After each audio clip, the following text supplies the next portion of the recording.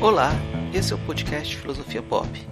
Eu sou o Marcos Carvalho Lopes e aqui comigo está o Murilo Ferraz. Esse é o nosso episódio de número 95 e recebemos o professor Willis Santiago Guerra Filho para falar sobre Direito e Filosofia. A conversa com o professor Willis terá continuidade num episódio na próxima segunda-feira. O Filosofia Pop é um podcast que aborda a filosofia como parte da cultura. A cada 15 dias, sempre às segundas-feiras, a gente vai estar por aqui para continuar essa conversa com vocês. O podcast Filosofia Pop está presente em outros canais da internet. Você pode encontrar os episódios, mais textos e informações no site filosofiapop.com.br. Temos também um canal no YouTube, perfil no Twitter e página no Facebook. A novidade é que finalmente criamos nosso perfil no Instagram. Siga a gente lá, nosso perfil é podcast Filosofia Pop, tudo junto. Você também pode mandar um e-mail para a gente no contato@filosofiapop.com.br. O livro Podcast Filosofia Pop Ano 1 está disponível no site filosofiapop.com.br/loja. O podcast Filosofia Pop é um projeto independente, distribuído gratuitamente em todas as plataformas. Para ajudar a cobrir os custos de produção, temos uma campanha de financiamento coletivo no Catarse. A ideia é arcar com os custos de edição e hospedagem, conseguindo um valor maior podemos melhorar equipamentos e promover a transcrição de episódios. Para isso, assine o Catarse do Filosofia Pop em catarse.me/filosofia_pop. A contribuição mínima que pedimos é de R$ 5 mensais. Os apoiadores podem fazer parte da Taverna de Platão, um grupo de WhatsApp que reúne entusiastas do programa. Se apoia o Filosofia Pop no Catarse e não recebeu a mensagem para entrar no grupo, entre em contato conosco para participar. Se você quer ajudar, mas não pode contribuir financeiramente, dê aquela força na divulgação dos programas, compartilhe nas redes sociais, faça comentários e continue esse diálogo. Vamos então para a nossa conversa sobre direito e filosofia.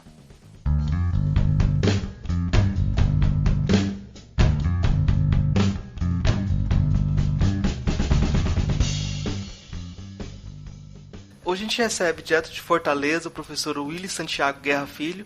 Ele é advogado, professor titular do Centro de Ciências Jurídicas e Políticas da Universidade Federal do Estado do Rio de Janeiro, professor permanente do Programa de Estudos Pós-Graduados em Direito da Pontífica Universidade Católica de São Paulo, doutor em Ciência do Direito pela Universidade de Bielefeld, na Alemanha, livre docente em Filosofia do Direito pela Universidade Federal do Ceará, doutor e pós-doutor em Filosofia pela Universidade Federal do Rio de Janeiro, doutor em Comunicação e Semiótica pela PUC de São Paulo, doutor em Psicologia Social e Política pela PUC de São Paulo, tem centenas de artigos, diversos livros e está aqui para conversar com a gente um pouco sobre direito e filosofia, né?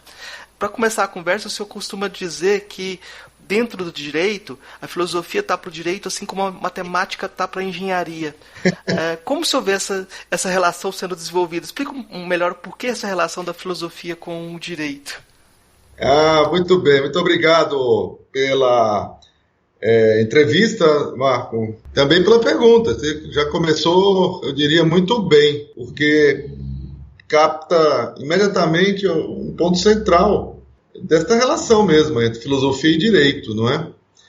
Que eu costumo dizer nesta linha, e aí penso que esclarece de imediato a sua questão, que o direito é filosofia aplicada, né? E aí nesse sentido que eu faço essa analogia, fiz de fato essa analogia, não sei nem onde foi que você encontrou, deve estar por aí, né, em algum texto que circula ou fala que circula, eu não lembro de ter onde escrevi isso, mas é precisamente o que eu penso, que assim como a matemática, embora não seja um conhecimento instrumental, né, a matemática, né, é uma criação, né, da invenção, da criatividade, da invenção humana. É muito discutido também isso, né? Exatamente até que ponto a gente inventa ou descobre a matemática. Talvez um pouco das duas, a mistura das duas, né? Enfim. E, no entanto, ela é, claro, instrumentalizada, não só pela engenharia, né, pelas ciências em geral, porém, na engenharia, ela é instrumentalizada para obter realizações sociais, né? Construções físicas. E o direito tem também esse papel de uma engenharia social, né? De propor e realizar construções para solucionar problemas da vida humana, dos conflitos, né? Sobretudo conflitos da vida em sociedade, das relações humanas. E nesse sentido, se houvesse essa percepção, né, que infelizmente eu lamento dizer que não há muito clara essa percepção no direito, que sem dúvida há na engenharia, né? Nenhum engenheiro duvida da importância da matemática para o seu ofício. E eu não posso dizer o mesmo, infelizmente, para os meus colegas profissionais do direito. Eu diria que aqueles que atingiram a melhor compreensão deste ofício, cada vez mais também compreendem a importância da filosofia para ele. E da filosofia do direito, claro, nós temos, afinal de contas, né, inclusive um setor um tanto quanto especializado da filosofia e do direito, que é a filosofia do direito. E é claro que é normal que primeiro o profissional do direito passe pela filosofia do direito, mas ele precisa ir além e chegar na própria filosofia, não é? Chegar na matriz, que é a filosofia. A filosofia do direito é uma derivação, e que, inclusive, aí eu também sempre destaco para meus alunos, né, que a expressão, a filosofia do direito tem, como gostava de dizer o Heidegger, né, o sentido, o genitivo objetivo e subjetivo, ou seja, tanto tem uma filosofia do direito que é do direito, como tem a filosofia do direito que é da filosofia, né? E, ou seja, filosofia do direito, em termos mais simples, feita por filósofos, filosofia do direito feita por juristas. Tem diferenças, né? Mas, de todo modo, o profissional do direito costuma ter contato já na sua formação, né, na faculdade de Direito, com a filosofia do direito, como uma matéria, né, do seu currículo. Né? E, inclusive, aí tem muita discussão em que momento deverá ser dada esta matéria. Eu entendo que deveria ser dada a todo momento. Eu acho que algo de filosofia do direito deveria estar presente em todos os semestres da faculdade. Mais importante, ou no mínimo tão importante quanto está presente em diversos semestres da faculdade, matérias clássicas, como direito civil, direito penal. Não é? Mas isso demonstra que também não há essa compreensão já na própria formação do profissional de direito. Então se fica discutindo em que momento seria mais adequado. Se no começo, claro, tem vantagens no começo e desvantagens. Então quem sabe no meio, também, vantagens e desvantagens. Mas não, aqueles que defendem o ideal é no fim, porque só no fim vai ser possível fazer filosofia, já tendo compreendido um tanto do direito, tá certo. Só que o aprendizado da filosofia, quando já se sabe um tanto de direito, tem uma qualidade, mas que não dispensa a importância, não é, desse aprendizado do direito junto com a filosofia desde o princípio. Afinal de contas, a própria matéria Introdução ao Estudo do Direito, como dizia e escrevia um professor baiano que, para nós, para mim, pelo menos, e para muitos, sobretudo na Bahia, mas penso que não só, é uma grande referência, chamado Machado Neto. Foi professor da UNB, um dos fundadores da UNB, né, sofreu aquela grande decepção com o projeto da UNB sendo abortado ou bastante deturpado com a ditadura militar, e isso talvez até contribuiu para o falecimento jovem dele, né? Machado faleceu jovem ainda, né? Mas deixou uma obra importante, e ele fala em sua obra de Introdução ao Direito que a disciplina Introdução ao Direito tem um caráter epistemológico. Ou seja, é um caráter científico, filosófico, né? Um caráter filosófico desde a própria introdução ao direito, né? A discussão das introduções sempre é uma discussão muito filosófica, né? E ele pontuou isso com muita precisão, muito cedo até, né? Ainda nos anos 70 ele estava já pontuando, colocando isso para nós. Eu tive a felicidade de, muito cedo, estudar direito com autores como este, e graças aí devo fazer o registro a minha querida, saudosa mãezinha, que era professora precisamente desta matéria, foi minha professora, minha grande professora de gerações, reconhecido isso aqui no Ceará, em Fortaleza, a importância de terem sido introduzidos ao direito pela professora Maria Magnólia Lima Guerra. E ela era, inclusive, ligada com o Machado, nossas raízes baianas, né? E adotava o pensamento do Machado, que remete a um autor argentino chamado Cossio. O Machado era um cossiano, minha mãe também era uma cossiana.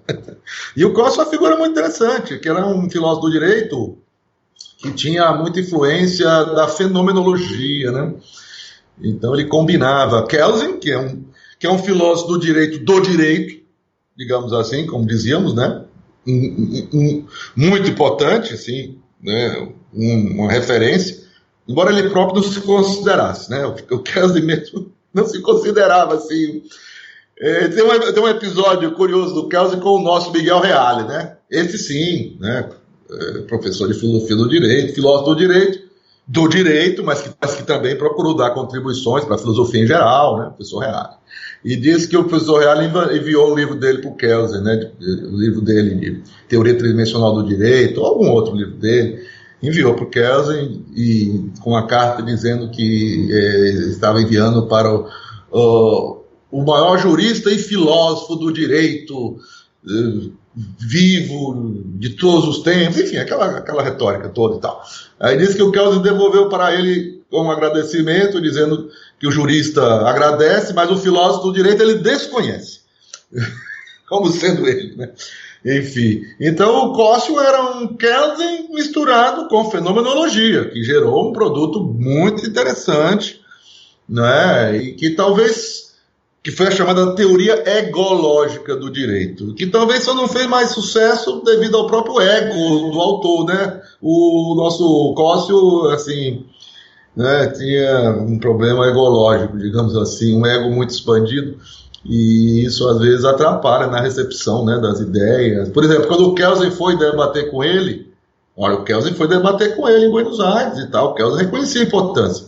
Só que aí ele pega e grava, sem autorização do Kelsen, a conversa, porque ele queria demonstrar que o Kelsen aderiu às ideias dele. O Kelsen ficou evidentemente enfurecido e depois disso, enfim, né, arrefeceu completamente o entusiasmo dele com a teoria egológica que ele teve. Ele cita, mas não deu mais destaque como poderia ter dado se não fosse assim. Porque o Kelsen gostava do debate, ele foi um grande debatedor, né? Claro, ele sempre debatia para dizer que ele tinha razão, mas debatia, o que é uma grande virtude, que nos falta muito, sobretudo no direito. A gente, no Brasil, tem essa cultura, né, de considerar que quando alguém discorda é inimigo. E isso é o fim. É o fim do pensamento, infelizmente. Mas desculpa, eu estou falando muito, eu sei que não é assim que funciona.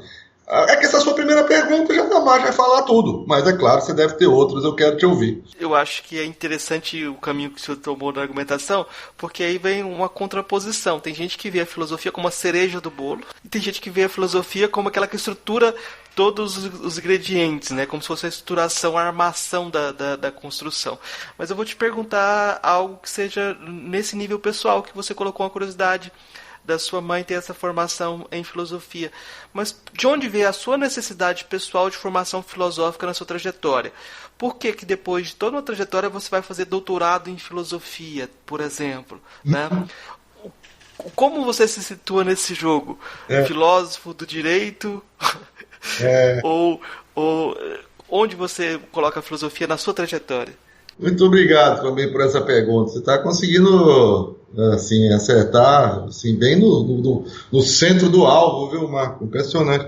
Só, antes de entrar nessa pergunta, me faltou só uma observação em relação à última, que talvez seja interessante, né? Porque naquela analogia também eu costumo com ela pressionar um tanto assim meus ouvintes, né? Quando eu faço, no sentido de dizer, quando um engenheiro não aprende bem matemática, a gente pode constatar muito claramente os resultados até catastróficos disso, né? porque pontes caem, edifícios racham, e infelizmente essa deficiência, quando ocorre com o profissional do direito, que não tem uma sólida formação filosófica, ela não é assim tão evidente, ela pode ser disfarçada e levada adiante por muito tempo, e a pessoa, inclusive, apesar dessa deficiência, pode até ter sucesso.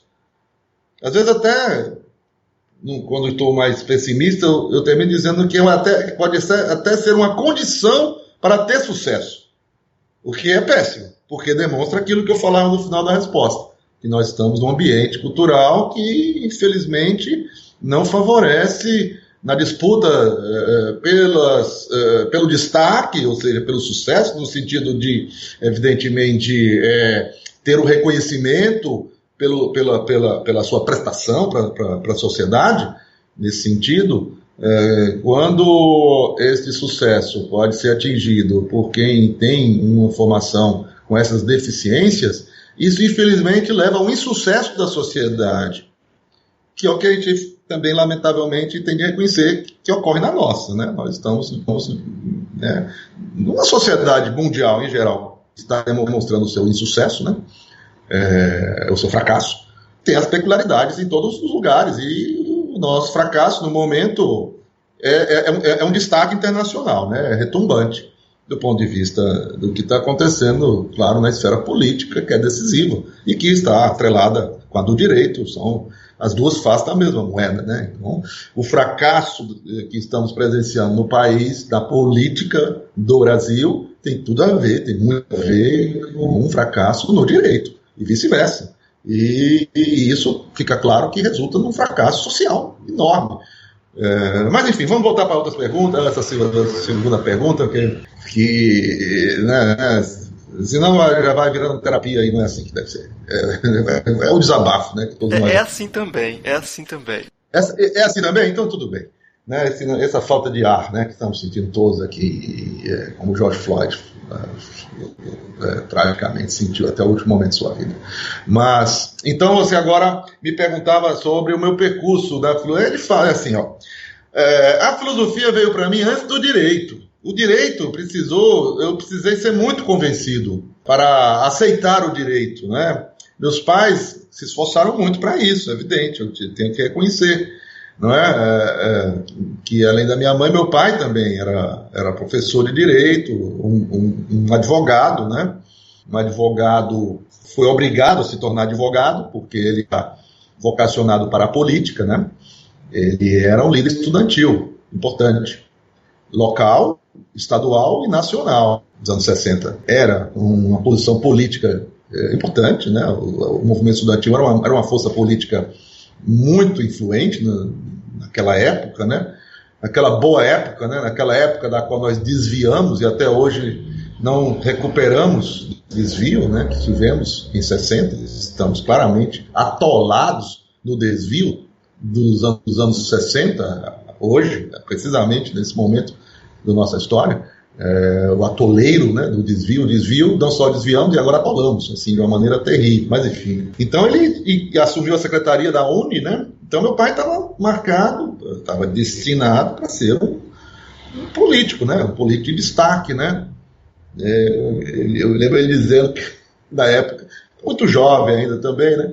E ficava discutindo com a minha mãe, não sabia se já se lançava direto para deputado federal, ou já tentava logo o Senado, aquelas coisas do jovem, né?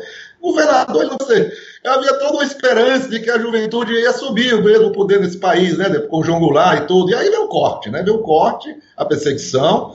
E meu pai eu já tinha nascido, eu precisava me criar, meu irmão também. O meu irmão nasceu em 64, meu irmão mais novo, né? Quer dizer, depois do golpe, né? Mas, enfim, minha mãe grávida, eu com 2 anos ali, né, para eles criarem, não tinha como perseguir o objetivo político, então foi para a advocacia, tomando remédio, né, para isso, na época era possível tomar anfetamina, né? Eles diziam que tomava Preventim para poder trabalhar muito, estudar tudo que ele não estudou na faculdade, porque eles não estudavam, os líderes estudantis. Eles faziam política, isso era altamente respeitado, ninguém ousava reprovar um líder estudantil, porque ele estava fazendo outra coisa, tudo bem. Aí ele teve que recuperar tudo que não tinha estudado, minha mãe ajudou, né? Porque minha mãe, ao contrário dele, foi a primeira aluna da turma durante todo o tempo da faculdade.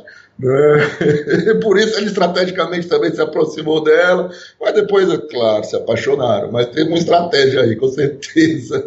Mas então, eles gostavam muito, né, de minha dedicação às humanidades, e que eu de fato, desde muito cedo, demonstrei, né, leitura dessas áreas. Mas quando eu dizia que queria enveredar por uma faculdade nessa área, né, filosofia, aí vinha sempre argumentos, mas a filosofia aqui é muito incipiente, aqui no Ceará, né? Não dá, enfim. E eles diziam, e sempre não, mas faça direito. Com direito, meu pai dizia, com direito você pode fazer filosofia depois de fazer direito, você pode fazer jornalismo, você pode até ser advogado, mas você não vai poder ser esse monte de coisa se fizer alguma dessas áreas específicas. Ou seja, eram grandes advogados, na verdade, que tinham muitos argumentos para defender as teses dele. Eu era apenas um jovem de 15 anos, né, lutando com gigantes, né? E de fato foi importante, foi muito. Ainda essa semana eu relembrava para ele, pessoalmente, no encontro que tivemos, virtual. Não para o meu pai, não, claro. Meus pais faleceram há muito tempo. Meu pai há 20 anos, minha mãe há 10 anos. Lembrava para o Técio Sampaio Ferraz Júnior, que é um professor de filosofia do direito, né, muito consagrado, aposentado da USP, ainda na ativa, na PUC, né, meu colega, portanto, de PUC, onde foi meu professor, né, foi um dos que contribuiu muito, talvez o que mais contribuiu, não sei, é difícil dizer, mas sem dúvida um dos que mais contribuíram para que eu consolidasse a minha vocação acadêmica, né, para o exercício da docência e tudo. Bom, eu terminei me formando em Direito e também já me casei cedo, também precisava me manter na mesma situação, portanto, que o meu pai, né, eu me vi condenado à advocacia.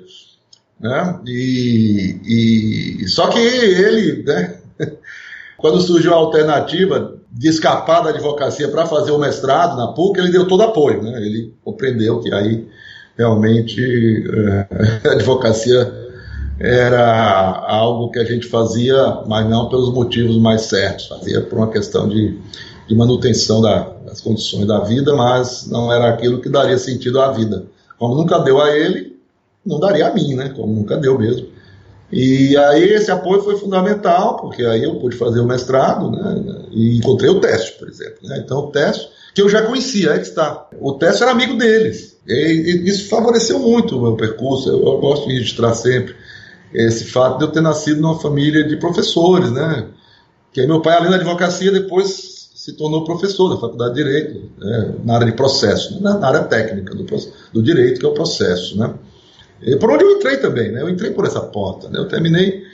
Nesse momento eu queria dizer da importância desse encontro que tive com o Técio, quando eu estava para decidir, afinal de contas, o que faria. Havia já toda essa tendência para o direito, por dificuldade de conseguir defender o meu ingresso em outra área, por exemplo, a filosofia. Teria sido a minha opção número 1, se eu tivesse deixado por eles livre, como eles diziam, né? Não, aquela coisa, você é livre. Escolha o que quiser, mas na área de humanidades é direito. Né? Se for para a área de ciências naturais é medicina, se for para outra área é engenharia. Quer dizer, é aquela coisa, você é livre para escolher direito, medicina ou engenharia. Ou seja, aí o Técio foi uma figura importante naquele momento, porque eu já estava quase que, não convencido, mas conformado em fazer direito. Porém, o encontro com ele foi importante porque ele foi alguém que fez as duas coisas, né? Então ele veio dar um curso aqui no Ceará, aí tinha acabado de chegar da Alemanha, e ele fez doutorado em filosofia na Alemanha. O doutorado do Técio na Alemanha foi em filosofia, não foi em direito. Depois ele fez um doutorado em direito lá, para fazer carreira na faculdade de direito. Como ele fez doutorado em direito também. Ele tinha dupla formação, né? Direito e filosofia, na graduação, e ele fez o doutorado na Alemanha com o Fiebeck, que é um filósofo do direito de grande importância naquele momento. depois do pós-guerra, naquele momento, depois foi esquecido, mas merece sempre ser lembrado, o Theodor Fivek. E o Técio, então, me mostrou essa possibilidade. Estava ali alguém que, de fato, gostava, como eu, de filosofia, mas encontrou um caminho no direito e mostrou que o direito também levantava questões filosóficas importantes, que para lidar com ela precisava de uma formação especializada em direito, de algum modo, né? E essa própria formação também trazia informações e conteúdos, e essa ligação com a vida prática que não se encontrava nas formações mais teóricas mesmo, como a filosofia, né? E daí eu fui fazer, gostei muito do primeiro ano, porque era um ano, naquela época, chamava básico, né, o núcleo básico. A única disciplina que eu tive durante o primeiro ano foi da minha mãe, que era muito introdução ao direito, que era muito boa também, minha mãe é filósofa do direito, a introdução à filosofia do direito.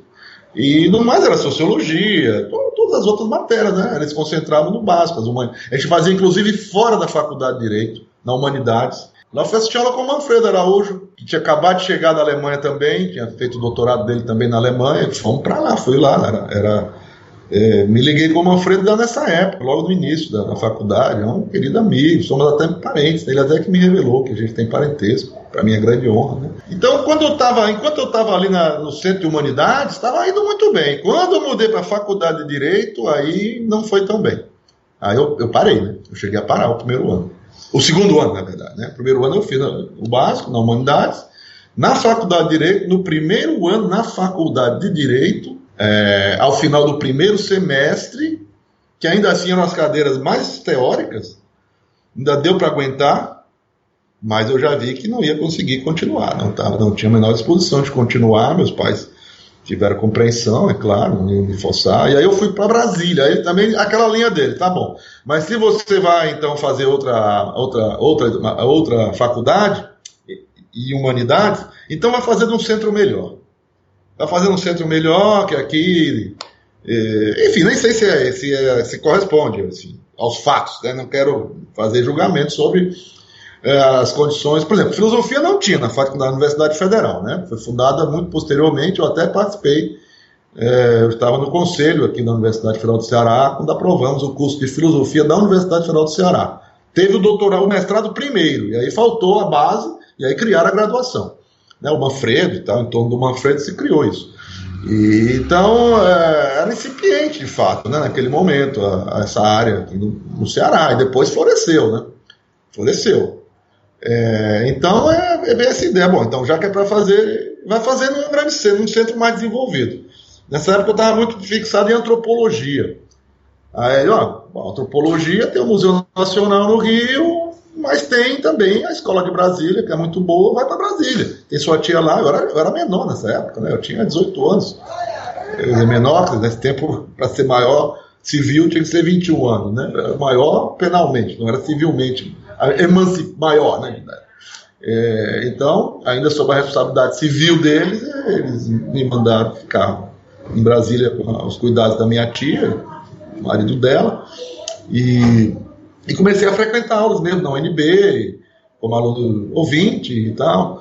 E aí, nesse momento, eu tive um insight, assim, uma compreensão que eu achei que foi...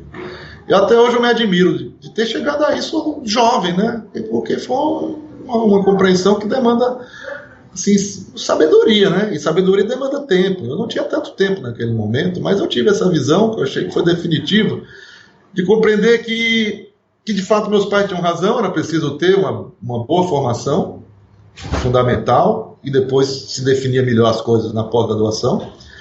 E eu percebi que essa boa formação, de fato, o melhor lugar para mim naquele momento, das minhas condições, eu não era autônomo, não tinha independência financeira, nem civil, eu era civilmente, né, ainda estava na responsabilidade deles. O melhor lugar para mim era junto deles mesmo,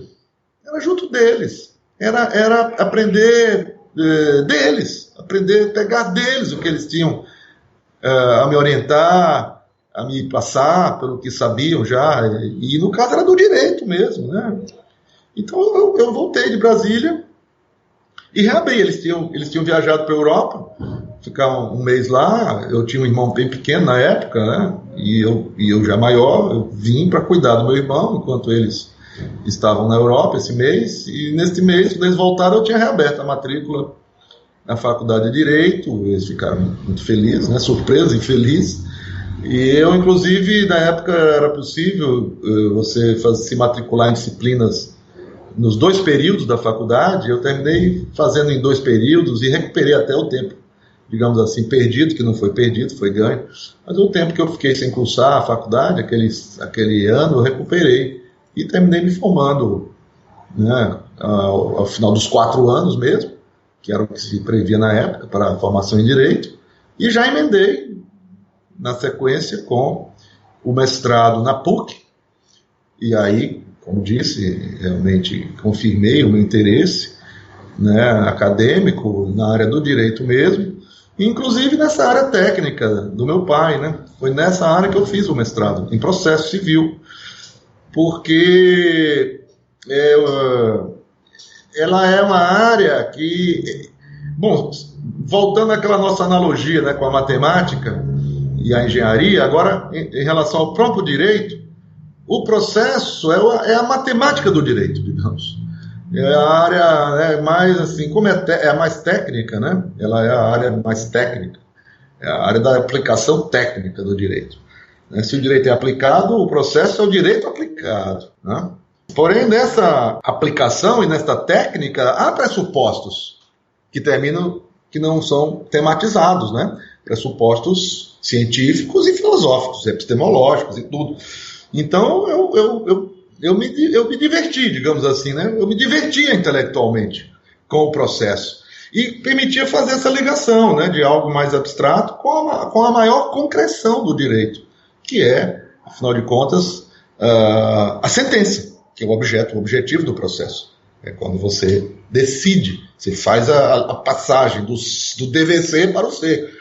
Você vai ter alguém que agora vai ser o titular de um direito mesmo. Não apenas pode ser, deve ser titular, porque, né, está previsto no Código Civil que tá. Não, porque apesar disso tem a contestação, tem um dizendo que ele não tem direito mesmo, e tem que ir para o pau e disputar e defender, e se conseguir numa sentença que faz coisa julgada, aí sim você tem. Então eu fui estudar coisa julgada, inclusive, no meu mestrado, e terminei indo para o doutorado na sequência, né? No meio tempo eu fiz o concurso aqui para a Faculdade de Direito. Na verdade eu comecei na Unifor. Eu comecei ainda quando fazia o mestrado. Depois que fiz os créditos, eu voltei para Fortaleza. Fiz os créditos lá em São Paulo, voltei para Fortaleza e abri o concurso, pela primeira vez inclusive, para essa universidade, que era recente na época, a Universidade de Fortaleza. No curso de Direito, se tivesse 10 anos na época, era muito, talvez nem isso. Um curso ainda jovem, e eles fizeram o primeiro concurso. E eu, cheguei lá com os conhecimentos bem frescos, né? O estudo da PUC é muito forte, né? Nessa época, então, era muito forte, né? O estudo que eu fiz lá com os juristas de maior destaque, e com razão, né? Não por nada, por merecerem mesmo, né? Arruda Alvim, por exemplo, eu destacaria, né? Foi meu professor. Meus principais professores foram o Tércio Sampaio Ferraz e Arruda Alvim. Ou seja, para mim, o que tinha de melhor naquele momento, em cada das suas respectivas áreas. O Tércio na filosofia, na teoria, fiz 2 matérias com ele, e o Alvim no processo do direito civil, fiz o restante das matérias com ele e com a mulher dele, que é da mesma escola, né? E daí cheguei aqui e passei no concurso para a Unifor, a Universidade de Fortaleza. Fiquei dando aula na Universidade de Fortaleza, já adquiri esse título, que terminou sendo importante, quando eu me apresentei também na Federal, daí 1 ano e meio, e obtive o ingresso em processo civil na Faculdade de Direito da Universidade Federal do Ceará. Só que eu já estava engatilhado no meu doutorado, e de fato eu só dei o meu primeiro semestre completo na Faculdade de Direito da Universidade Federal do Ceará quando eu voltei do doutorado na Alemanha, né, que já foi fim de 89. 89 eu voltei no final, ainda completei o semestre. Eu dei um pouco do semestre de 86 E depois o restante do semestre de 89, porque de 86 a 89 eu fiquei na Alemanha para o doutoramento, um doutoramento que era para ter sido em Frankfurt, porque eu estava discutindo o que se pode chamar uma filosofia do processo, quer dizer, eu estava justamente, a minha intenção era discutir no doutorado os aspectos filosóficos do processo. Aquilo era algo que naquele momento Frankfurt estava acontecendo, essa discussão. O epicentro era o Habermas, né? Era Jürgen Habermas, né? O epicentro dessa discussão, da ligação entre direito, política, pela filosofia, pela sociologia, tendo a figura do processo como a categoria de ligação, né? Eu conhecia professores de lá, da Faculdade de Direito, da Escola Crítica, né? Da Escola de Crítica de Frankfurt, mas no Direito. E a minha orientação, o meu projeto era para ter sido desenvolvido lá. Porém, o DAD, que era o órgão financiador da pesquisa, né, eu venci um concurso também, tudo por concurso, né? Eu venci um concurso nacional merecer o apoio do DAD para fazer o doutorado, né, com bolsa deles. E aí aconteceu uma coisa muito estranha, né? Foi considerado muito estranho, inédito, assim, pelo menos do conhecimento do pessoal de Frankfurt, que foi um parecer do DAD dizendo que o meu projeto eu faria melhor em Bielefeld do que em Frankfurt. E aí eu fui desviado para o Luhmann, né? Não para o Luhmann como orientador, porque o Luhmann não era orientador de tese da Faculdade de Direito. Havia esse óbice, inclusive, contra o qual depois eu tive a oportunidade de ouvir dele próprio a crítica a que o projeto da universidade tenha se desviado dessa maneira, que ele é fundador da Universidade de Bielefeld, né? Ele é um dos fundadores. Mas ele então estava lá na sociologia, restrito na sociologia, porém foi para a universidade dele, ser orientado por um teórico do processo que eu tive que reconhecer que era o principal teórico do processo. Como teórico do processo, o principal era aquele que eles estavam me indicando, o Grunsky. Então, quer dizer, aquela coisa, a Alemanha é difícil ser contestável, infelizmente até, né? Porque eles têm os argumentos fechados, tem muita fundamentação, mas pode faltar algo mais, né? E não a fundamentação racional, né? O Habermas agora sabe disso, na época até ele não sabia ainda não, mas enfim. Então, eu fui desviado para Bielefeld, fui fazer doutorado em Bielefeld e terminei sendo orientado por um cara que era um grande teórico do processo e do direito civil e várias áreas do direito, um cara assim, fantástico, assim, um jurista excepcional, porém com alergia à filosofia. Ele tinha alergia a leite e eu dizia assim, não dizia para ele, né, para não ofender, mas dizia para os amigos, para minha mulher na época, ele tem alergia à filosofia também. Ele não pode ouvir falar a palavra.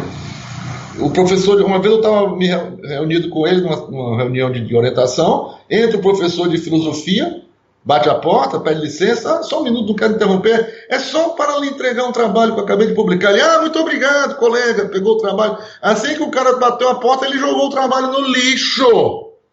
Acho que foi uma performance dele também para me assustar, né? Porque já estava entre nós instaurado o debate de que eu não podia botar filosofia na minha tese. Se eu fosse por filosofia, eu ia para Frankfurt. Ele dizia desse jeito. Não, então você vai para Frankfurt. Melhor você ir para Frankfurt mesmo. Vai para Frankfurt. Porra, eu também já estava, meus brios nordestinos também já estavam meio, né, assim, desafiados, né? Eu digo, pô, também não é assim, né? Tá bom. Aí eu resolvi, eu adotei com ele a mesma coisa que eu tinha adotado com meus pais, né? Eu digo, pô, vamos aprender com ele o que ele tem para me ensinar, que de fato ele tem. Vamos aprender com ele. Depois eu vou para Franca. Eu até ia bastante. Eu mantive relações lá com o pessoal de Franca, mas eu insisti em fazer com ele a tese, né? Demorou muito, ele me deixou. Eu entreguei a primeira versão da tese em 89, ele só foi me chamar para defender em 92. Eu acho que ele quis me deixar envelhecer, o que não deixa de ter uma certa razão, né? Ele me achava muito novo. A primeira coisa que ele me disse quando me viu, em alemão, né? Mas você é muito novo. O senhor, né? Ele trata assim. No pronome de tratamento, né? Majestático, né? O senhor é muito novo. Né, que eu posso fazer? Mas já escrevi isso aqui, aí dei para ele, não falei isso, né, mas eu já estava na mão com a minha dissertação, né, feita aqui na PUC, é o meu trabalho de maior fôlego, ainda é até hoje, eu acho a minha dissertação. De lá saiu muita coisa que eu fui desenvolvendo depois, né, inclusive teórica, né, a minha dissertação tinha muita reflexão, além ou preparatória para reflexão específica da tese, que era uma tese sobre um problema intrincado de processo civil, e eu dizia, para resolver um problema tão intrincado, a gente tem que se preparar muito bem. Para se preparar muito bem, a gente tem que discutir muito bem a metodologia. E aí fiz toda uma discussão de metodologia, de teoria, enfim, de filosofia, de muita coisa. Tem até um episódio engraçado. A gente era muito amigo dessa família Rudalvin, né? Quer dizer, eu ainda sou, né? Meus pais não são mais, faleceram, mas a amizade veio deles, né? Afinal de contas, eram 2 casais de professores, né? Que se aproximaram, e desde a minha infância eram amigos, e conheciam de infância também. Então eu estava um período na casa deles, escrevendo a tese. Na casa deles, na casa da família Rudalvin, do casal, né? E que tem uma biblioteca excelente, né? Tinha uma das melhores bibliotecas à disposição para escrever a tese na casa dele. E eu estava lá escrevendo, e um dia o Rudalvin, né, chega. E a gente tinha uma relação muito boa, né? Nossa, tínhamos, né? E falávamos de tudo, conversávamos bastante. Um cara muito culto, né? Aí ele um dia chega para mim, lá na salinha que eu estava escrevendo, fala assim: olha, comprei agora um livro muito interessante que eu acho que depois você vai gostar de ler. Que bom, Alvin, qual foi? Não, um livro sobre o cinema do Fellini. Então me empresta logo. Não, agora não, senão você vai citar na tese. Essa foi a forma sutil, ou não muito, que ele encontrou para dizer, pô, você está abusando aí das suas referências nessa dissertação. Não é dissertação, né? Foi muito importante esse toque. Ele disse, puxa, eu acho que eu estou indo, eu sempre me preocupei em me tornar assim, muito ridículo, né? Tanto ridículo a gente sempre é. Eu digo, acho que eu estou indo para o muito ridículo já. Eu focar mais isso aqui na literatura jurídica, porque o toque foi fantástico, foi magistral, né? Não, agora não, senão você vai botar aí na tese. Pô, então é isso. Fiz lá com o Grunsky, mas me tornei amigo do Luma, né? Aí isso aí é todo talvez um capítulo à parte aí da nossa conversa, se você quiser. Essa relação que eu fiz com o Luma, que foi muito importante para mim, né? E para minha contribuição depois também. Terminei trazendo para o Brasil digamos, o estado do pensamento dele naquele momento, que ele tinha feito a chamada virada autopoética, né? Naquele momento que eu estava lá, ele estava fazendo o que ele vai chamar no livro dele, Sistemas Sociais, a virada autopoética, introduzindo a ideia da autopoiese do Maturana, que aliás estava lá em Bielefeld também, quando eu cheguei, né? Estava dando um curso a convite do Luma, o Humberto Maturana, que é o autor, junto com o Varela, dessa ideia da autopoiese na biologia, né? A biologia do conhecimento. O Luma leva para a sociologia, né? E na sociologia dele, como ela é uma sociologia, né, altamente teórica e geral, uma sociologia altamente filosófica, que é fruto da recusa dele da filosofia. Ele conscientemente recusou a filosofia, que foi um gesto, a meu ver, de grande significação filosófica. Infelizmente ou felizmente, a filosofia tem isso. Recusá-la é fazê-la, de certo modo, né? E ele, então, produziu um pensamento de grande relevância, né, geral, em todas as áreas, e especialmente do direito, porque ele é do direito, né? Ele é oriundo, a formação dele de origem é direito, e ele tem obras fundamentais para o direito, né? E ele fez a virada autopoética, né? E eu, inclusive no direito, na teoria do direito dele, aí eu pude acompanhar aquilo e pude trazer aquilo também para o Brasil, né? Porque não se estava discutindo ainda aqui. E isso me mostrou um Luma que eu não conhecia, até porque não existia, em parte, né? Ele estava desenvolvendo naquele momento. Mas eu, antes de sair daqui, eu publiquei um livro, e nesse livro eu falei lá umas besteiras sobre o Luma, né? Eu falei o quê? Reproduzir os preconceitos que ainda existem, eu acho, infelizmente, até hoje, a respeito desse autor, né, que o associam a um pensamento conservador, e aí, quer dizer, a contraposição com o Habermas, né? O Habermas está, né, no lado progressista e o Luhmann é o contraponto do Habermas, logo, até por isso, é o lado conservador. E eu, nesse primeiro livro meu que eu publiquei, aqui, com meus estudos, da época aí, da formação ainda, né, do mestrado, pré-doutorado ainda, portanto, um livro publicado até para efeito de título, né, no concurso, para fortalecer a minha posição no concurso, de fato ajudou bastante. Eu tenho lá o capítulo inicial que eu faço proponho essa cisão, né, do pensamento, assim. Adoto um pensamento do Ralph Dahrendorf, falando disso, de que em ciência social, no pensamento social, você tem essa cisão, né? Você pode ter aqueles que são favoráveis ao conflito, esse é o lado progressista, né? E os que são anticonflito social, e esse é o lado conservador. E eu coloquei o Luhmann, né, desse lado aqui, e que isso, sobretudo nessa segunda fase do pensamento dele, se mostra perfeitamente disparatado, né, absurdo, né? E hoje em dia, para mim, assim, essa classificação não faz o menor sentido. O Habermas tem aspectos conservadores no pensamento dele, e nem sempre o que é conservador também é ruim. E o Luhmann tem os aspectos críticos, né, que eu terminei também, de algum modo, me notabilizando aqui no Brasil, e um pouco no exterior até, assim, um certo pioneirismo, em destacar aquilo que hoje em dia está se afirmando como a teoria crítica de sistemas, né? Quer dizer, mostrar que, apesar de não ser a intenção do Luhmann, ao contrário do Habermas, que tem a intenção de fazer uma teoria crítica, né, da sociedade, ele justamente também recusando esta intenção, esta recusa dele, tem um grande efeito crítico, em certos aspectos até maior do que os efeitos da própria teoria crítica.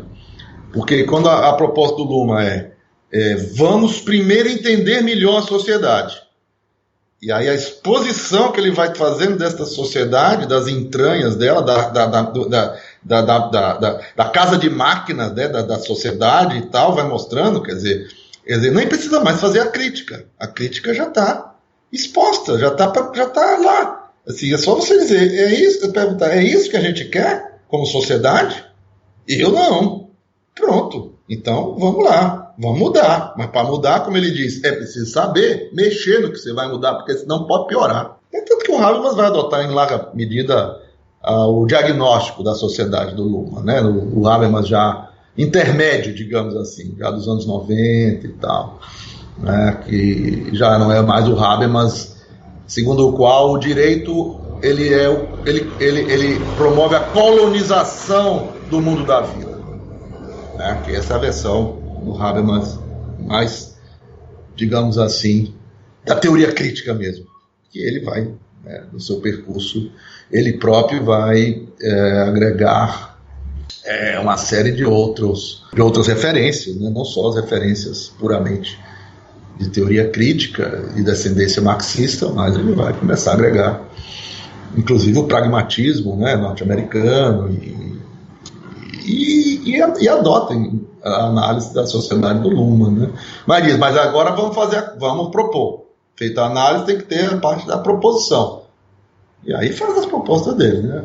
O Luhmann nunca vai fazer isso. O Luhmann sempre fica muito ocupado com a análise, que para ele já tem muito o que fazer, dedicou a vida toda nesse projeto, né? E ele apressou, quando viu que não ia dar conta, ia falecer mais cedo, né, como de fato faleceu, de uma doença degenerativa, ele pôde prever a sua própria extinção, seu próprio fim, né? Durante 1 ano e meio ele viu que não ia durar muito mais do que aquilo, e aí antecipou o acabamento do projeto, e publicando o livro dele, Sociedade da Sociedade, e deixando alguns inconclusos. O Política da Sociedade, por exemplo, ficou inconcluso, mas o Direito da Sociedade ele concluiu, né? E foi uma contribuição muito importante, né, para a teoria do direito. Portanto, é também uma contribuição para a filosofia do direito. É que nem o Kelsey, né? Não queria fazer filosofia do direito, mas foi um filósofo do direito. E dos bons, dos maiores mesmo. E ele também não quis fazer filosofia e nem filosofia do direito, Mas hoje em dia eu acho que eu já vejo o Luhmann compendiado aí em manuais, em obras assim, né, didáticas de filosofia, como um filósofo importante do século XX, né? E é mesmo. E eu tive esse privilégio de conviver com ele, de privar, né, da amizade dele mesmo. Eu falei assim, eu não fui aluno regular dele. A gente se conheceu e teve vários encontros, né, casuais ou marcados, né, para conversar e discutir. E isso para mim foi muito importante, né? É isso, falei pra caramba, né? Eu acho que já esgotei a pauta, não? Eu poderia fazer várias perguntas a partir daquilo que o senhor expôs agora, mas eu acho interessante que na sua resposta já ficou, de certa forma, indicado que a filosofia para você é um modo de vida que tem uma herança tanto da sua mãe quanto do seu pai. Tem uma herança filosófica e uma herança militante, uma herança política, né?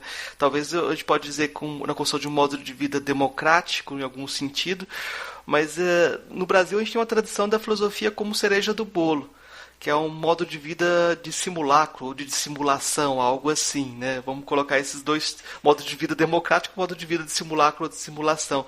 E essa tradição é muito forte. Por exemplo, quando a gente fala de leis para inglês ver, né? Quando, por exemplo, na primeira Constituição do Brasil, as questões da escravidão foram colocadas fora da Constituição, do texto principal, porque falou, isso aqui não vai ser perene, então vamos esconder isso daqui. Ou vamos colocar o primeiro artigo da Constituição de 1988, né, que já fala da dignidade humana e sem pensar nessas condições de instauração dessa dignidade humana em termos mais amplos. Como que o senhor vê essa relação do direito com a filosofia no Brasil? Vamos fazer essa crítica agora do sistema aplicar aqui. Vamos sim. Nossa, em primeiro lugar, eu queria dizer para você que você captou muito bem, não é, Marco? Assim, quero até te agradecer, né? Assim, você me mostrou algo que sempre, a gente tem sempre, usando a teoria também do Luhmann, né, o ponto cego, né? Ele fala muito do ponto cego, né? A gente tem o ponto cego da gente, a gente não se enxerga, né? Não enxerga. Ninguém se enxerga, né? Você não se enxerga. Ninguém, quando a gente diz assim, você não se enxerga, a gente quer dizer, você não se enxerga muito, né? Quer dizer, porque, de fato, ninguém se enxerga. E achei muito interessante como você captou algo em mim que eu concordo, né? De fato, a minha vinculação, assim, com a filosofia é desse modo que você colocou mesmo, viu? É de modo de vida e que tem necessariamente também a ligação com o aspecto político, né? Quer dizer, é bios, né? Bios teoreticos, politikos, né? Vamos dizer assim. O bios já é politikos, né? Que tá, né? Não é zoon, né? Não é zoon. Usar um pouco aí a coisa do Agamben, né? A diferença entre zoon e bios. O bios já é um modo de vida, né? E sendo um modo de vida já é político, né? Não é um modo de vida natural, né? Zoológico, é político. E aí sendo teoreticos, mas sendo bios também, né? Sendo uma teoria vinculada com a vida mesmo, com um modo de vida, e um modo de vida instalado, preocupado com a política, né? Com o sentido comum da existência. E, de fato, isso aí é uma herança mesmo, né, assim, bem dos pais, né? Eles tinham isso, meu pai, claro, mais, assim, enquanto vita ativa, né? Mas também minha mãe, que também exerceu, teve uma importância política no âmbito da universidade, da Faculdade de Direito, né? Aqui do Ceará, chegou a ser a diretora, até agora a única, justamente no ano Mirabilis, né? No ano do centenário da faculdade. Ela enfrentou muita oposição por causa disso, e com certeza em grande parte por ser mulher, né? Apesar de todo o prestígio que ela já tinha como consolidadora da pós-graduação em Direito aqui no Estado, lá na universidade, né? Na Faculdade de Direito, ela foi reconhecidamente a pessoa responsável pela consolidação da pós-graduação em Direito. lá na faculdade. E assim se credencia para ser diretora, mas enfrentou muita resistência, né, de uma oposição que era machista, e que inclusive, lamentavelmente, é essa que hoje em dia está na reitoria da universidade, bem de acordo com os tempos em que vivemos, né? O sucesso, hoje em dia, aqui entre nós. Quais são os requisitos dele, né? Mas enfim. Então, essas lembranças, né, e essas reflexões sempre vão acompanhadas, né, de uma emoção, né? E isso é muito bom. Isso não é ruim, mas claro que o discurso se torna um tanto também entrecortado, né? Embargado. A gente fez uma autopoética aqui, poética. Uma poética autopoética, muito bom. E aí que você coloca, né, da questão esse simbolismo, né, que fala o meu amigo, companheiro de estudos da Alemanha na época, o Marcelo Neves, né, esse simbolismo da Constituição, simbolismo constitucional, simbolismo jurídico no Brasil, né. Essa ideia ele vai pegar num penalista alemão chamado Kindermann, que fala no caso simbólico do direito penal, na Alemanha, imagina, muito mais aqui, né? E ele fala em legislação álibi, né? Eu acho muito interessante isso, né? Quer dizer, a legislação mesmo se torna um álibi. A gente sabe o que é um álibi. O álibi é a desculpa para esconder a prática de um crime, né? Portanto, a própria legislação é criminosa. A própria legislação comete o crime, não é o criminoso que viola a legislação, ela já é criminosa. E isso é disfarçado, né? Isso é disfarçado. Para inglês ver, já desde o tempo da escravidão. As leis para inglês ver eram as leis anti-escravo, né? Anti-escravidão. Eram essas leis feitas para inglês ver, porque o inglês começou a cobrar. Que queria que se implantasse no Brasil as máquinas dele, né? Não era por outro motivo, né? Porque eles próprios eram escravocratas enquanto precisaram. Então fazer a lei para o inglês ver e achar que, como tinha a lei, aquilo era o que valia, e não é, né? Não era e não é até hoje, né? A Constituição está lá, de fato, com esse compromisso com a dignidade humana. Eu me lembro que eu fiquei tão feliz quando eu vi aquilo. Eu estava na Alemanha, né? E na Alemanha, de fato, foram eles que iniciaram isso, né? Eu acho que a Alemanha, eles quando saíram da Segunda Guerra, né, saíram com um grande débito moral, né, político com a humanidade, né? E estavam lá ocupados, né, pelas forças aliadas ocidentais e pela União Soviética, também do outro lado, o lado oriental. Que era assim, a lado oriental, lado ocidental, né? Lado oriental, União Soviética, lado oriental, basicamente Estados Unidos, Inglaterra, e a França só simbólico também, né? Para dizer que tinha alguma coisa. E aí esse lado ocidental, patrocinado pelos Estados Unidos, impôs que eles instalassem uma democracia liberal, né? E fizessem uma Constituição e se reconstitucionalizassem, e tudo bem. E eles colocaram o primeiro artigo, né, célebre, da Constituição, que nem chamaram de Constituição, tiveram ainda essa malandragem, né, que até o alemão tem também, às vezes, de não chamar de Constituição, né, chamaram de Lei Fundamental, Grundgesetz.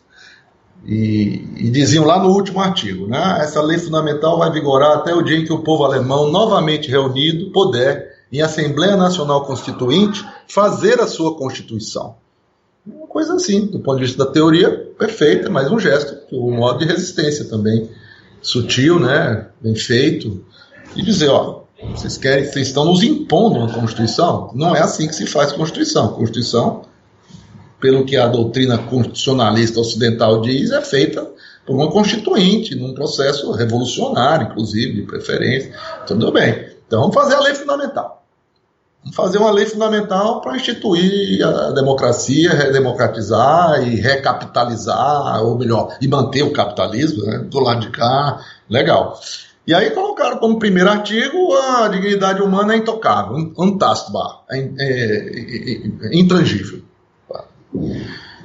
E aí vem o resto. E aí, de fato, instaura um modo, um paradigma constitucional, vamos dizer assim, né?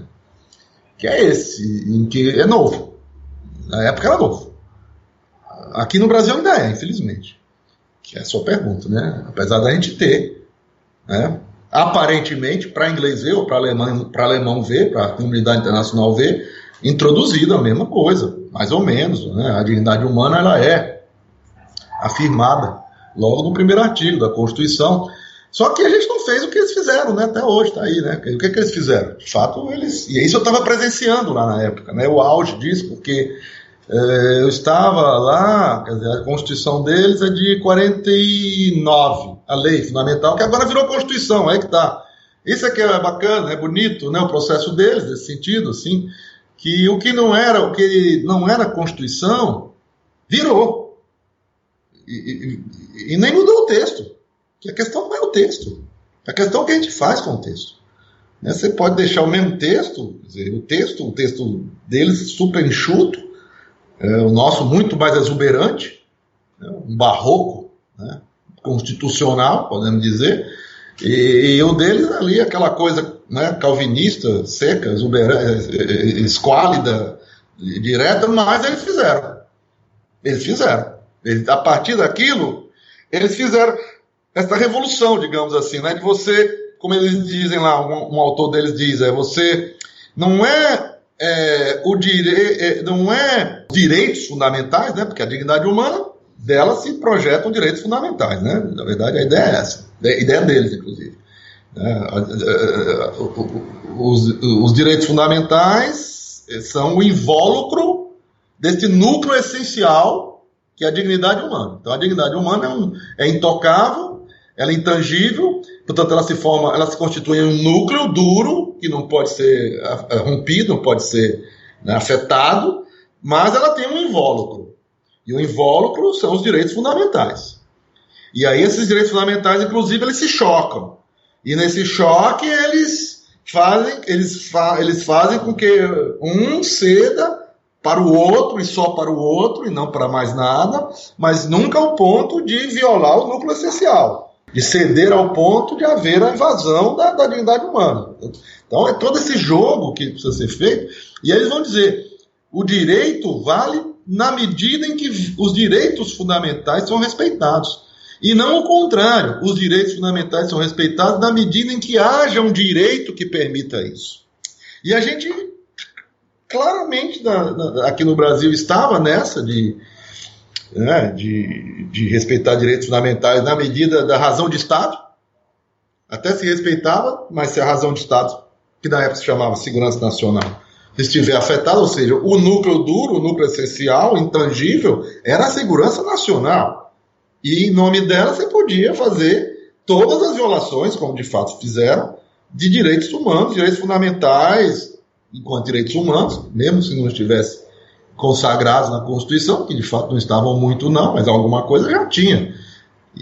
Mas ante a segurança nacional, se fosse um subversivo, acabou. A um subversivo não era dado o tratamento do direito que era para quem era cidadão de bem. Ou cidadão de bem, né? Quer dizer, não tem a ideia do cidadão, né? Não é todo mundo cidadão. Cidadão tem os de bem e os de mal. E os de mal são subversivos, não são nem cidadãos, isso aí a gente pode massacrar e fazer o que quiser. Então essa é a situação da Alemanha nazista, né? Assim, guardada as devidas proporções. E foi isso que na Alemanha quiseram superar. E foi isso que, passados 30, eu estava lá em 86, 89, em 89 iria fazer 40 anos, né, da Constituição e desse trajeto deles. E era uma história de muito sucesso, né? Quer dizer, de fato, eles fizeram essa revolução jurídica, essa transformação, quer dizer, do direito em algo que está colocado a serviço do cidadão e não permite a instrumentalização, né, do cidadão a qualquer poder, seja do Estado, seja da sociedade, ainda que esse poder tenha respaldo jurídico, que sempre tem, né? O poder sempre tem o respaldo. Mas, então, você pode fazer uma contraposição a partir do próprio direito com o que está no direito, que não está direito, do ponto de vista da dignidade humana, do respeito aos direitos do cidadão, nesse sentido. Então, eu me lembro que eu acompanhava a Constituinte de longe, né, de muito longe, nessa época não tinha essa facilidade que temos, de saber o que estava acontecendo, ele se informava com muita precariedade do resultado, do andamento e do resultado da Constituinte, né? Então, por exemplo, a gente viu com muita tristeza e não pôde se instaurar entre nós aquilo que, a meu ver, eu reputo o maior defeito, que é uma das causas principais, não é a única, mas sem dúvida uma das principais causas desse desastre todo. Estamos presenciando, sobretudo ultimamente, né? A coisa vinha capengando, digamos assim, mas agora a gente está paralisado, a gente está na UTI, na cadeira de rodas, ou seja, a gente conseguiu realmente chegar a um ponto de uma falência, né, desse ideal, né? Esse ideal faliu completamente, assim. Não que ele perdeu a sua validade, ele faliu aqui entre nós. A gente pode fazer a recuperação e deve fazer, e vamos fazer, né? Estou comprometido com isso, fazer a regeneração, a recuperação do ideal. Mas o ideal, assim, os empresários, a empresa do ideal faliu, né? Ao contrário da Alemanha, né? E então eu via como era importante, né, de algum modo, ter essa referência à dignidade humana na Constituição. A gente não tinha tido a instituição que conduziu o processo, é isso que eu quis dizer. Na Alemanha, a gente não tinha obtido na Constituinte, por força do Centrão, né, já na época existia, o Centrão começa lá, né, não é agora, que impediu esse avanço, que era a instituição de uma Corte Constitucional, de um Tribunal Constitucional específico, diferente do Supremo. O Supremo é o órgão de cúpula do Judiciário. Mas é preciso ter um órgão de cúpula da República, que é o tal da Corte Constitucional, que foi inventado pelo Kelsen, na Áustria, no período de entreguerras, e que na Áustria não resistiu ao momento histórico, não existiu a anexação pela Alemanha, evidente. Mas quando a Alemanha se recompõe, aí ela traz. Aí ela dá razão a Kelsen, que naquele momento foi vencido pelo Carl Schmitt nesse debate. Houve um debate teórico sobre isso. Quem é o guardião da Constituição? O Kelsen dizia, é para ser uma corte constitucional. E o Schmitt dizia, é para ser o Führer. E ganhou Schmitt. Perdeu o mundo e a Alemanha. Depois, então, da derrota dessa posição, na guerra, inclusive, né, o projeto do Kelsen é resgatado. É reinstituído na Áustria a Corte Constitucional, e a Alemanha também institui a Corte Constitucional, e dos países todos, em geral, na Europa e fora da Europa, na África, na América Latina, quando vai redemocratizando, reconstitucionalizando, vai criando cortes constitucionais. E a gente não fez. A gente deixou o Supremo da ditadura. O Supremo composto ideologicamente pela afinidade política com os generais ditadores, presidentes que nomearam os membros dele. E isso por um aspecto pessoal, que não é o único, e nem sequer talvez o mais relevante, porque o principal é um aspecto mesmo estrutural, institucional, não é? Porque aí, aí nós temos esses problemas, aí é evidente para todo mundo. Né, um Supremo com dificuldade de se impor aos outros poderes, porque alegam, com razão, né, é preciso dizer, que ele tem um déficit de legitimidade política, e que tem mesmo. Uma Corte Constitucional não tem, porque eles são eleitos pelo parlamento, porque eles têm mandato, porque eles exercem o poder, podendo ser responsabilizados pelos seus atos. Então eles têm os 3 requisitos do poder republicano. Mesmo quando é monarquia, como na Espanha. Tem mandato, eleição e responsabilidade. Pô, é isso que nos falta no Supremo. Então o Supremo não atende aos requisitos, realmente, de uma Corte Constitucional, e de fato o Supremo não conduziu o processo. Deixou o processo ir sendo conduzido pelos outros poderes, para não interferir, ou interferindo só quando era do seu interesse, sei lá por quê, né? Enfim, sendo um poder, né, tíbio, sempre aí, quando se avança um pouco mais, aí vem a questão do ativismo, né? E aí se instaura no país a discussão do ativismo. Ainda hoje se discute muito, tem colegas que se empenham muito nessa discussão. Ainda essa semana no doutorado veio um aluno com essa discussão, na minha aula de doutorado da PUC, e eu tive que dizer para ele, olha, é preciso tomar cuidado no combate ao ativismo para não gerar o inibismo. Porque se de fato é possível reconhecer uma ultrapassagem por parte do Poder Judiciário, em geral, e mesmo do Supremo, de limites que teoricamente deveriam ser observados por um Poder Judiciário em face dos outros poderes, mas e os outros poderes, quando ultrapassam esses limites? E muitas vezes ultrapassam sem ser por ação, e sim por omissão. Se omitem em fazer o que a própria Constituição diz, por exemplo, proteger a dignidade humana. Então quem é que vai cobrar desse poder que se omite em honrar com a sua tarefa constitucional? Se não for o órgão de jurisdição constitucional, de controle constitucional, o Tribunal Constitucional. Então é isso que eu digo que é o nosso maior problema institucional.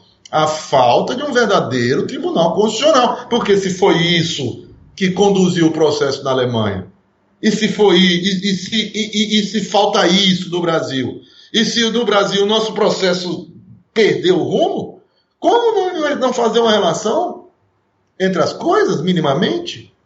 E isso, se você sentar para analisar, aí você vai vendo com maior clareza ainda, a cada momento, né? Então começa a fazer uso retórico da dignidade humana para vir em favor daquilo que eles entendem que seja, sem justificar, sem fundamentar por que as decisões de fato são em defesa da dignidade humana.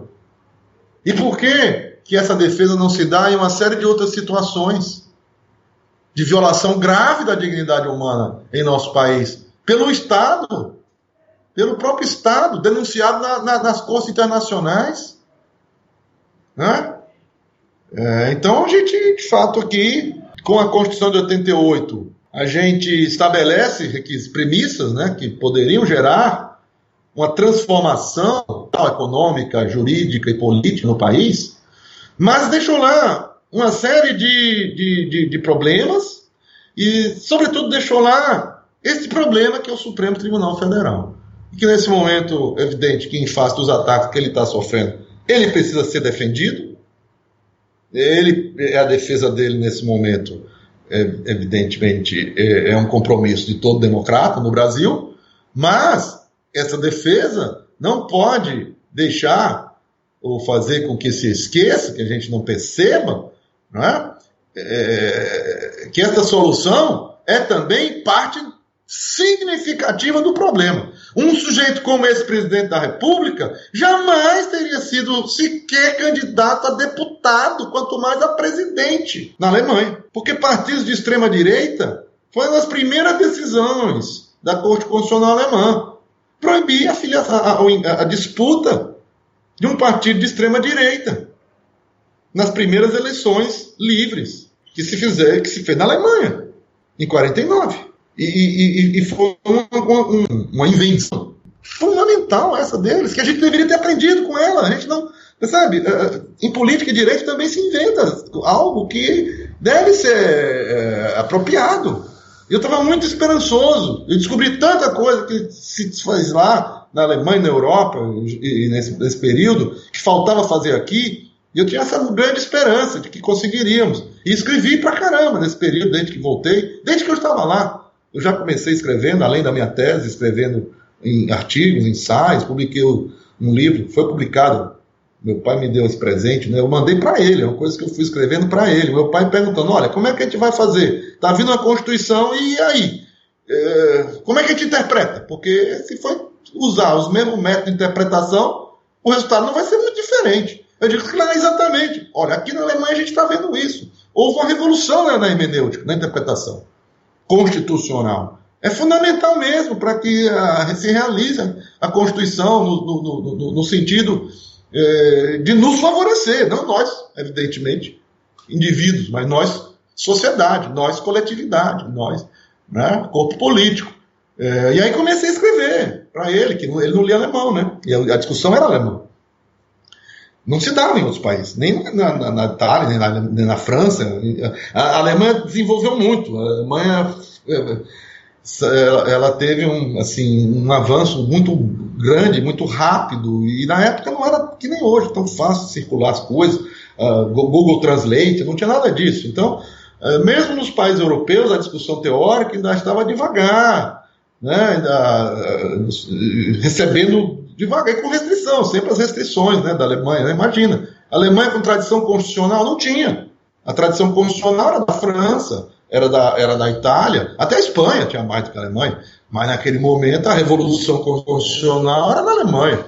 Então, não tinha chegado ainda em língua latina, em língua inglesa, e muito menos em nossa língua, aqui no Brasil, no país. Então eu comecei a escrever para ele, né? Aquilo que se tornou uma série de ensaios. Um foi puxando o outro, gerou 3, e ele juntou com o que eu tinha escrito durante a Constituinte, que eu tinha me posicionado na Constituinte, inclusive defendendo. Eu defendia um modelo de Constituição que era assim: exíguo, princípios e corte constitucional. Pronto, basta isso. É isso que, pronto. O que aconteceu foi o contrário. Constituição analítica, barroca, tudo bem, nada contra o barroco, nem nada contra, né, tudo bem colocar esse monte de coisa na Constituição, porém você põe um monte de coisa e não põe o essencial, que é a Corte Constitucional. Não dá certo, não deu. Não deu. Enquanto a gente não tiver essa transformação aqui entre nós, também não vai dar. Infelizmente, eu tenho que fazer esse vaticínio. Por isso que eu sou favorável, sempre fui favorável à Constituinte, à nova Constituinte do país. E nunca há tempo. Sempre os colegas dizem, mas agora não, se fizer agora a gente vai... Porque ninguém acredita no povo, né? Primeiro eles pensam quando a gente fala em Constituinte, que é para fazer como foi feito, por exemplo, da última vez. Imagina esse Congresso, mas não é esse Congresso. Tem que ser um movimento constituinte, né? Tem que ser uma Constituinte popular, né? Tem que ser, finalmente, algo que pudesse trazer transformações mais profundas e radicais, como essa, que é mínima. Considero mínimo isso a ser feito, né? Colocar ao menos um mandato para o exercício desse poder dos ministros supremos. Porque poder político exercido por um tempo tão... Porque primeiro eles têm que reconhecer que o poder deles é político. Eles preferem ficar se disfarçando nesse escudo do jurídico, como se o jurídico pudesse ser distinguido da política. E, sobretudo, quando você discute questões constitucionais. Como é que é impossível? Eles são, e foi isso que o Kelsen viu. Quer dizer, para mim, a maior contribuição do Kelsen, ele tem muitas. O Kelsen é um cara que eu admiro, que ele não é só a teoria pura do direito, que é muito importante. O Kelsen foi o primeiro que trabalhou o tema que eu gosto muito também, direito e psicanálise. O Kelsen era amigo do Freud, entendeu? O Kelsen trabalhou... a tese de doutorado dele foi sobre Dante. Portanto, o Kelsen trabalhou outra grande onda do momento, que é o direito e literatura. Na sua tese de doutorado, começo do século passado. Então, agora, a maior invenção dele, para mim, a maior contribuição dele para a humanidade foi o tribunal, um modelo de jurisdição constitucional concentrada num tribunal constitucional, eleito do parlamento, com mandato, com reconhecimento de que o que se faz no controle de constitucionalidade é uma tarefa, ao mesmo tempo, jurídica e política, tendo que equilibrar os dois aspectos da melhor maneira, né? Porque é disso que se trata se quiser resolver bem uma questão constitucional. E os aspectos são outros envolvidos, não são só, quando eu falo política, é no amplíssimo sentido, cultural mesmo, né? Envolve tudo, o próprio modo de ser da gente na sociedade, a cultura, a economia, tudo, né? E isso nos falta. Por exemplo, na Alemanha, na Áustria, que é o modelo original, tem uma vaga reservada para um cientista político na Corte Constitucional. Mas esse é o começo. Quer dizer, se a gente tivesse avançado nisso, a gente já estaria na compreensão de que, na verdade, na composição dessa corte, não precisa nem ser necessariamente um jurista. E se for um jurista, que pelo menos o seu notório saber se faça notar na sua trajetória, nas suas obras, que aqui a gente tem ministro que chega lá por questão de parentesco, por questão de compadrio, por questão, né, de compadrio mesmo, que a gente conhece, a gente que é da área sabe quem são, como é que são os compadrios que levam, os conchavos pessoais que levam alguém a ser ministro supremo. Então veio só agora, finalmente, quer dizer, o Lula agora sabe a importância do ministro supremo, mas eu não sabia quando nomeou os que nomeou, muito menos a Dilma. Essa sabe até mais, talvez, do que o Lula. Mas não sabia quando nomeou quem nomeou. Está aí a prova. A atuação deles, no caso dela. Entendeu? Então, nomeia o ministro supremo pensando que é ministro do Tribunal de Contas para atender um conchavozinho, um azeitozinho político de ocasião naquele momento, e entrega na mão da pessoa o destino da nação por 30 anos, 20 anos, que aí dão meio um jovenzinho, como muitas vezes, né? Que aí esse fica 25 anos, 30 anos, e achando que aí vai ter compromisso. Não tem compromisso com mais ninguém uma vez nomeado. Compromisso com ele mesmo e com quem ele quiser ter. Tem o menor compromisso. O cara não tem um histórico, você não sabe do cara, o que é que ele faz. Ele puxou o saco um certo tempo de certas pessoas e com isso ele chega lá e depois dá um pé nesse mesmo saco. Eu queria combinar algo com você que vai pra gente decidir o caminho da conversa, que é o seguinte: eu cheguei à conclusão psicanalítica que a gente precisa de uma segunda parte da entrevista. O que o senhor acha? É um prazer. Você coloca questões que me estimulam muito. E eu lamento que eu termino me estendendo, né? Newton da Costa. Então, a gente fez entrevista com o Newton da Costa, a gente fez duas partes. A gente colocou a primeira parte, a trajetória dele, e a segunda parte, a lógica paraconsciente. E até agora, eu não falei de... Eu não consegui chegar no paradigma imunológico. E eu quero chegar... E eu quero chegar nele. Estamos. Então, eu sei, mas essa segunda parte é necessária para a gente desenvolver isso bem e ligar com a Covid-19. Eu acho que a gente precisa de uma segunda. Mas para fechar essa primeira parte da conversa, a minha pergunta é a seguinte: é como se a gente tivesse hoje a democracia ameaçada, mas eu diria que mais ameaçado ainda está a república e as instituições republicanas, em certo sentido, porque há uma corrosão interna. Na própria possibilidade dessas instituições servirem a seus fins de combate à desigualdade, na luta por um bem comum, né? A gente tem outros termos que são muito comuns hoje no debate filosófico. Muita gente fala de injustiça epistêmica, epistemicídio, porque tem muitas vozes que não estão sendo levadas em conta, ou estão sendo menosprezadas, ocultadas, silenciadas nesse contexto político atual. Como é que o senhor vê essa situação atual em relação à república e a esses conceitos de injustiça epistêmica, epistemicídio? Muito bem. Em primeiro lugar, quer dizer que fico muitíssimo honrado de ser colocado, como você acabou de fazer, na companhia do Newton, né? Porque o Newton é uma das nossas glórias, né? Assim, do pensamento, né? No Brasil, né? Um jeito de um reconhecimento internacional que poucos dos que vivem no Brasil, tem gente brasileira fora daqui que tem parecido, mas ter esse reconhecimento e se manter aqui, inclusive voltou a morar na sua região, né? Que ele é de Curitiba, mas optou por morar em Florianópolis, né? Bem mais agradável, com todo respeito a Curitiba. E que eu tive a felicidade de conhecer através do professor Miguel Reale, né? O Newton tinha uma ligação com o professor Reale. O professor Reale, uma pessoa que, enfim, teve uma participação, que tem uma trajetória política ligada ao pensamento mesmo conservador e até integralista e não sei o quê, como sabemos, e depois compromisso lá com a ditadura, tem essa estrutura ideológica, né, mais autoritária mesmo, tal, mas apesar disso, né, nem por isso deixou de ser uma figura humana de muito significado, né, cultural para nós, né? E o Newton tinha um débito pessoal com ele, não sei se chegou a comentar no chat com você, né? Mas, enfim, não é o caso também, e tinha um vínculo, portanto, pessoal com ele, que terminou propiciando que a gente também se encontrasse nos eventos que o professor Reale promovia, e que ele tinha a ideia, teve muito cedo, ele me convidava, né? O Reale, me deu espaço, né? algo que não é comum no nosso país, essa coisa de... E ele fazia isso, né? Ele fazia, não foi só comigo. E eu muito novo, inclusive, né? Então tem todos esses preconceitos aí, né? Que se tem, né? Enfim. Mas é porque de fato a gente terminou nesse primeiro encontro, né, falando mais, era sobre filosofia e direito, mas a gente foi mais para o direito. Eu gostaria muito mesmo de fazer uma outra falando mais de filosofia, né? Que é a minha paixão primeira, né? Antes do direito, mas o direito terminou que se tornou o ofício, né?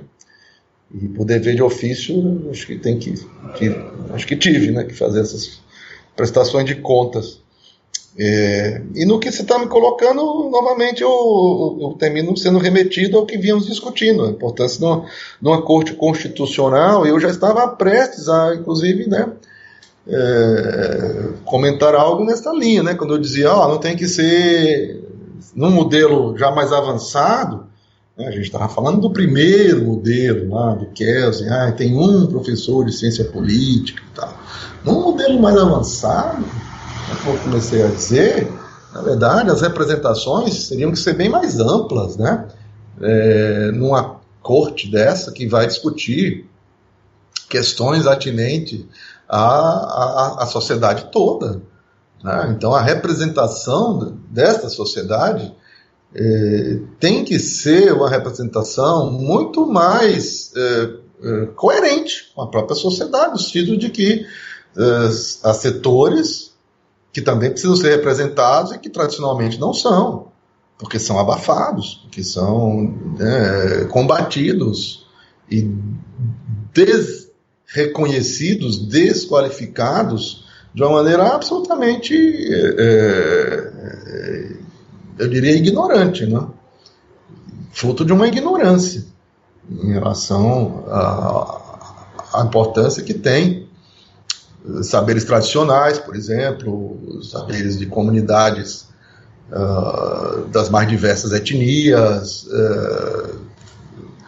e isso precisaria, quer dizer, num país melhor, muito melhor do que o que temos hoje, a partir dele mesmo, né? Quer dizer, a partir do que existe nele hoje, que não está sendo, infelizmente, reconhecido e valorizado, uma instituição como essa teria que expressar uma diversidade que colocaria nela, como eu vinha dizendo, inclusive representantes dessa sociedade que pode não ter uma formação em direito, mas pode ter uma compreensão muito melhor do que aqueles que são formados em direito têm, do que padecem aqueles que sofrem as violações de direitos. Então pode não coincidir uma pessoa, pela sua trajetória, ter uma formação em direito. Eu estava até falando nisso, justamente esse mesmo tema eu falava numa aula que dei essa semana, num curso promovido pela Escola Paulista de Magistratura. E lá eu dizia na minha fala sobre esse ponto, né, que não há que temer a falta de conhecimento jurídico necessário para exercer, inclusive, um alto cargo desses, que é de magistratura, mas é político também. Eu lembrei até o exemplo, por exemplo, dos presidiários, que, no que diz respeito ao direito penal que toca a eles conhecem perfeitamente. Sabe os artigos, sabe tudo. Então, a gente aprende direito também de um outro modo, até mais profundo e consistente, sofrendo o direito, padecendo desse direito. Né? Não, quer dizer, do que não está direito, do direito também, evidentemente, né? Padecendo do modo como esse direito é exercido, é aplicado, é imposto ou é desconsiderado também. Simplesmente, como dizíamos, né? Considera que é para inglês ver e não leva em conta. Então isso termina gerando uma violação de direitos, né? Direitos que estão. Não precisa ir para a Declaração Universal de Direitos Humanos, não, porque aquilo já está tudo aqui dentro, embutido, incorporado. Não precisa apelar para nada que não esteja, como dizem em direito, positivado aqui. Os direitos estão amplamente positivados no Brasil. Positivados no sentido, né, se fala em direito, que é o sentido literal, do positum latino, que é o posto. Está posto. Está posto. Mas o fato de estar posto, infelizmente, não é suficiente para que seja imposto. E o que termina sendo imposto é violação desses direitos. Então, essa multiplicidade de compreensões precisaria estar representada um dia, precisará estar representada um dia num órgão de cúpula, como eu dizia, da República, como é uma Corte Constitucional, tal como eu vislumbro. Eu cheguei até a propor, em um certo momento, algo assim, né? O júri constitucional, por exemplo, que é uma figura que foi proposta na Revolução Francesa, naquela Constituição Jacobina, na segunda, se eu não me engano. A ideia de júri constitucional.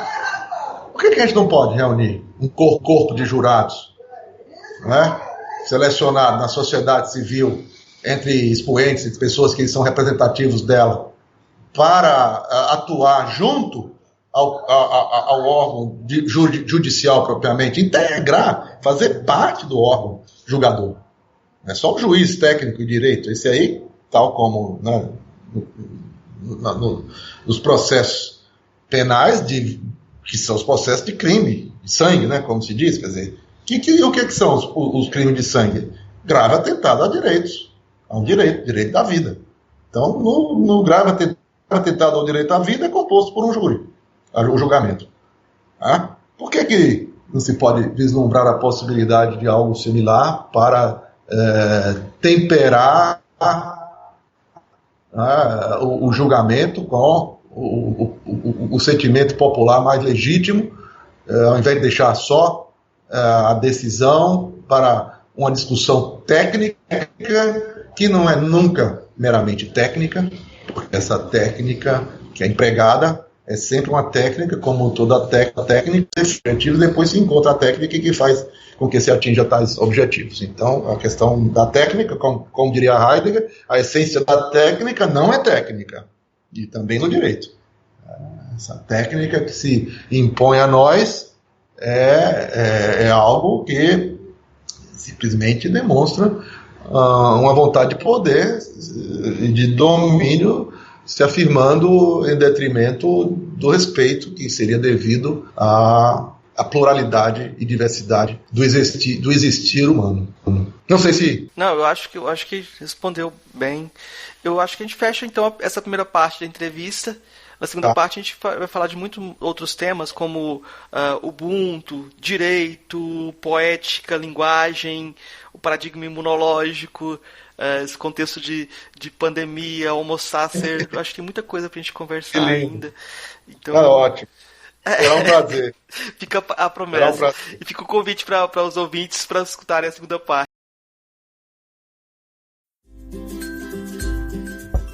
Ei, gostou do nosso episódio? Apoia a gente lá no Catarse, é só R$5 por mês, o preço de um cafezinho. Ajuda a gente a continuar divulgando a filosofia no Brasil. catarse.me/filosofia_pop